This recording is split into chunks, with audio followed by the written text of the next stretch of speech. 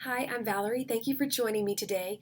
Today I'm sharing a review of the America the Beautiful history materials from Not Grass History.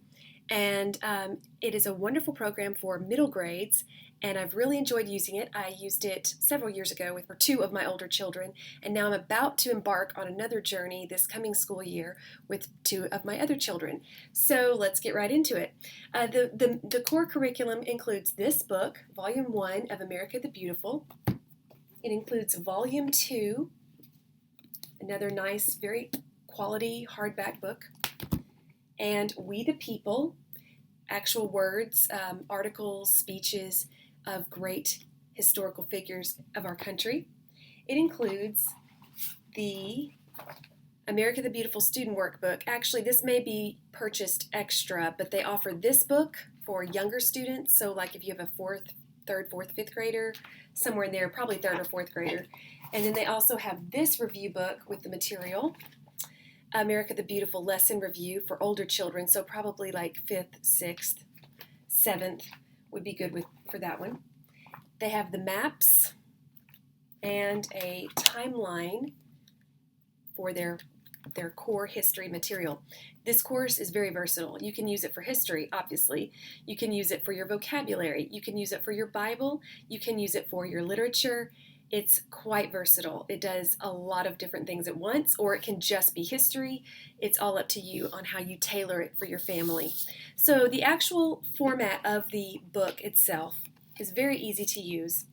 Each unit is 5 lessons, and they include Our American Story, so these are the headings, Our American Story, An American Biography, God's Wonders, so that would be things like natural lakes and like the Grand Canyon, natural wonders that God has created, an American landmark, so like the St. Louis Arch, for example, or Plymouth Rock, things like that that are landmarks for our country, and then daily life, what it was like to be a Native American in the early days, what was a day in their life like, or a colonial person, living in the 1700s, what was their life like? So they have all these daily life lessons and show you wonderful photos, and I'll try to show you some of the actual pages. My setup is kind of difficult to line everything up correctly, but I'll try to show you what I can. So first of all, in the beginning of the book, there are some instructions on how to use all the materials, and again, it's really simple, really straightforward. You don't have to do any lesson preparation. You just open the book and go. So that is a great positive for the material. But for instance, these are the activities for lesson 18. So you read the pages. Usually a lesson is between 6 and 9 pages long. So you can read that aloud, or you can have your student read it. And then at the very end, there are the assignments. It's that simple. If you're using this for Bible, then this is what they would do. They would have a notebook and they would answer these Bible questions. Then there's the map study assignment, the timeline assignment, a literature assignment, and this literature assignment would be from the We the People book that I've showed you. And then the student or lesson review, you simply do one lesson per day. At the end of the unit, there is a test in the very back of those books, each of them, that the student completes. And there you have it. So let's try to show a few pictures here. Hope you can see there's a painting. Here are some photographs, some bridges. I'll try to show you some from the second book. It's a big, heavier book. But here's some photos about the space program. So you can see it's not just a bunch of words. It's photos interspersed with the material, so that is a wonderful plus. There's also a literature program with this material that you can complete. Now, when I did it with my older 2 children, we did also complete the literature. I would read the history lessons aloud, and they would go complete the assignments, and then later we would read the literature assignment together. So here are some of the books for the literature program. These are the order in which they're introduced. So there's The Sign of the Beaver, Amos Fortune, Free Man, Brady, Bound for Oregon, Across 5 Aprils. By the way, a side note, whether or not you do Not Grass History or America the Beautiful, you should definitely read this book. It's amazing. It's probably my favorite children's fiction book it's based obviously on historical events. It's just amazing. I can't really explain it. It's a Newbery Award winner. This is my copy that I have that I purchased at a bookstore years ago. But you can order it from them in their curriculum package, and it will look different, obviously. But it's a wonderful book. Little Town on the Prairie, obviously a classic. I've read all of these books to my kids. All of a Kind Family. This is a great series of books as well, with or without the history program.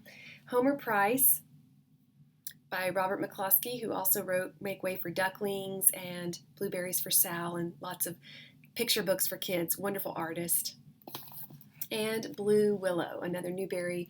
This is a Newbery Honor book, I believe, and it's a great one. But anyway, these are the literature. Now, not all of my books look like the ones they sell, because I've got a hodgepodge of books that I've collected because we love literature. I don't think I had to buy any of them from them, actually, because I already owned a copy of all of these myself. There's one more book that they include, and it's called Katie, and it's written, I believe, by the Knotgrass people. It didn't look like something that my kids would be particularly interested in the first time around, and this time we're not doing the literature, so I did not purchase that book, but I'm sure it's very cute and would be enjoyable to read. So now to show you a little bit about the workbooks. So this is for the older student in your family, fourth, fifth, it depends what grade, but an older child. They have questions for the lesson, and then up here at the end of each book that you finish, each of the literature, there are the questions for that book. They do not ask literature questions throughout the reading of the book. They just ask 5 questions at the end, and that's it. So they need to be paying attention. For the younger student workbook, they have more fun type sheets. So this is a true and false. Here's the stake, the final stake from the Transcontinental Railroad. They have little puzzles they can complete. So it is more, fun type stuff. It's still they're still asking questions. And when my daughter, the one that was younger, the time we did this, the first time when she went through this, she would have to get the book to answer the questions. It looks fun and it's in a fun format, but there are still challenging questions that they need to be able to answer and pay attention to the reading. So there are no negatives really about this program. I guess one negative might be the time that it takes. If you read this history material aloud to your students, it will take you 40 to 45 minutes on certain days to read the lesson from this book or from volume 2, and then to read the assignment from We the People. Then if you want to do the literature reading, that takes probably another half hour. So 40 to 45 minutes to do the reading and for them to complete their workbooks, the timeline, the map. The maps and timeline booklet are not assigned every day. There is not necessarily a literature assignment every day. The format of this material, there are 150 lessons across the 2 books. So you usually have about 170 to 180 day school year. So obviously you could do this 4 days a week if you wanted to, or you could take field trips here and there. You could definitely change things up, and you don't have to be a slave. There's not a ton of material to complete in a year. On the other hand, it's amazing how if you let a subject go for a couple of days, how all of a sudden you've used up all your extra days with it. So when I did it the first time, I remember having to be very disciplined to set that time aside and to do that material with my children, or it wouldn't get done.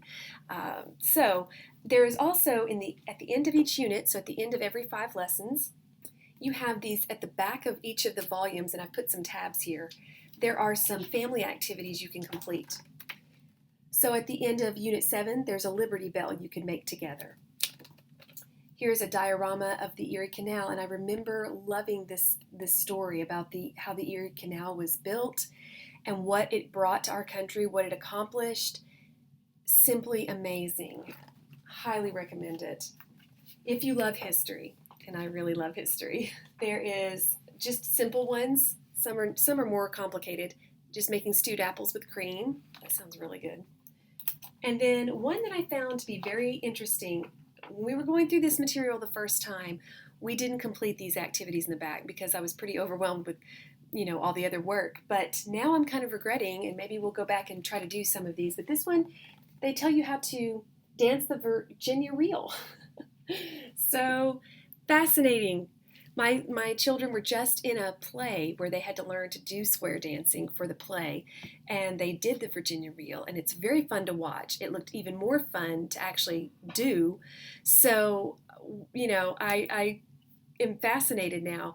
If you're doing Not Grass for a co-op type situation, those activities in the back are a real plus for that kind of situation when you have a group of kids that can participate, because you need several to do the Virginia reel the right way. But anyway, so that's basically how the program works. That's what it includes. It's wonderful. It's thorough. Yes, it's geared for younger, like upper elementary to middle school children. Obviously, your children, you know your kids better than anyone. You know what level they're at. You know what things they're interested in. You know what their learning style is. And so as the parent, you can definitely tailor this program. And there is no grade on it. So if your high schooler wanted to do it, perfectly fine. That's the beauty of these types of materials that can be used across any age level, wherever your kid happens to be in that spectrum. So anyway, I hope you enjoyed this review. If you have any questions about it, please leave me a comment below. I'd love for you to subscribe if you haven't already. And most of all, I hope you're having a great day and that you're relaxing and enjoying your homeschooling journey. Thanks so much for watching.